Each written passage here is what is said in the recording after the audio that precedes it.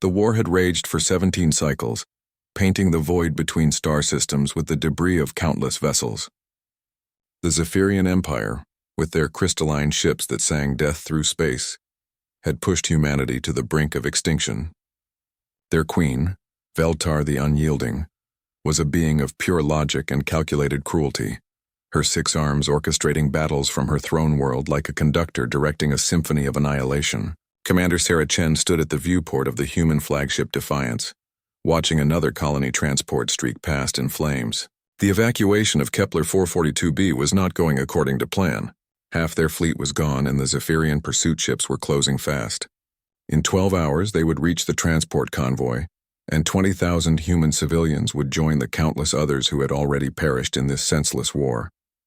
"Ma'am," Lieutenant Torres approached hesitantly. "The Queen's flagship is requesting parley."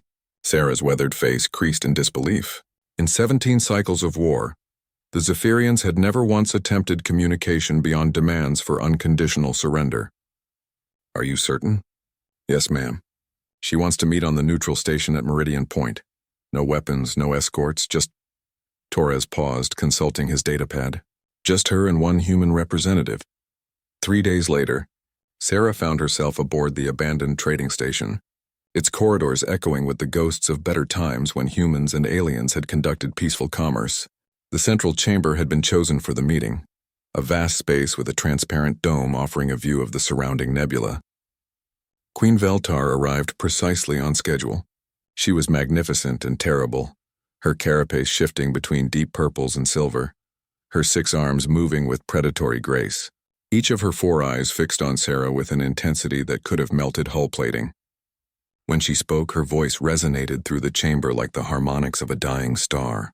"Human Commander, I have come to witness your species' final capitulation."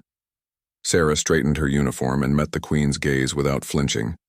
"Your Majesty, I'm here to discuss terms for the civilian evacuations. Our military forces are prepared to—" "There are no terms," Veltar interrupted, her voice like grinding crystal. "Your species has proven itself unworthy of existence. Your illogical emotions, your chaotic nature, your refusal to accept the natural order, all of it ends now. What happened next would be debated by xenobiologists for centuries to come."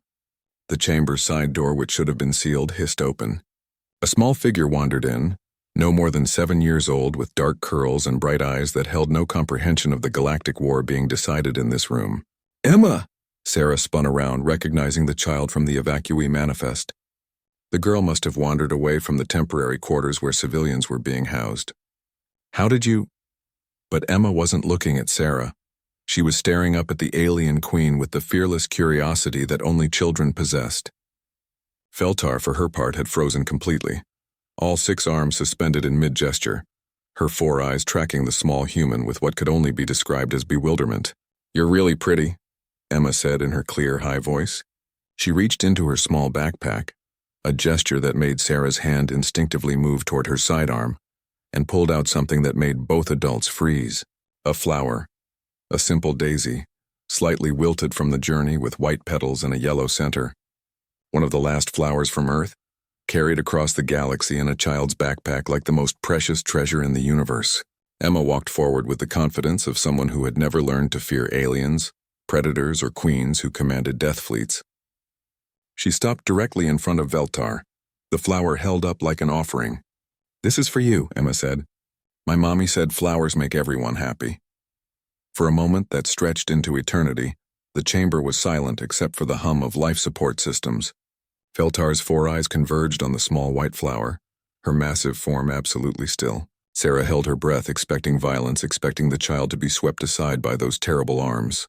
Instead, one of Veltar's hands, her smallest, most delicate appendage, reached out and carefully, incredibly gently, accepted the flower. The alien queen's carapace began to shift colors, cycling through hues that Sarah had never seen during the war years. Soft blues, warm golds, something that might have been wonder made visible. "What?" Veltar's voice came out as barely a whisper. "What is this feeling?" Emma giggled, the sound echoing through the chamber like silver bells. "It's called happiness. Do you like it?" The Queen of the Zephyrian Empire, conqueror of 14 star systems, the Unyielding, slowly lowered herself until she was at eye level with the human child. Her carapace had settled into the softest blue Sarah had ever seen.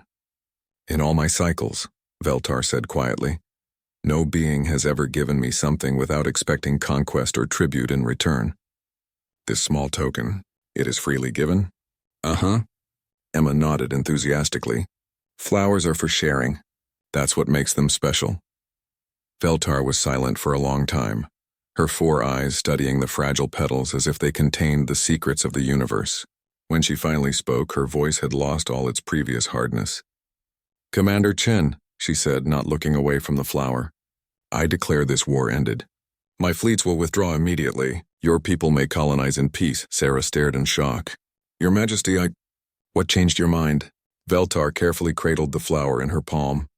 Her massive form somehow diminished and made more vulnerable by the tiny gift. For 17 cycles, I have sought to understand humanity's inexplicable resistance to our superiority. I believed it was stubbornness or perhaps madness.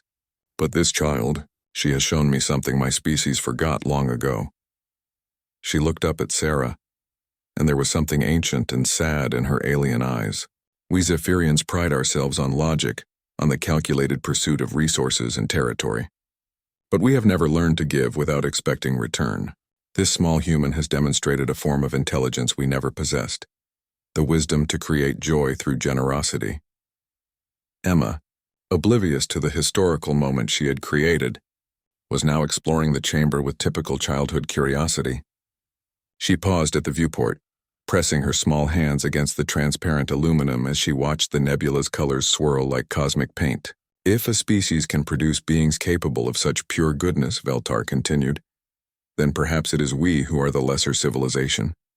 I cannot wage war against a race that creates such perfection. 6 months later, the first joint human Zephyrian research station was established in the same nebula where the war had ended. The memorial at its center featured a small garden where descendants of Emma's daisy bloomed in careful stasis, tended by both human and alien hands.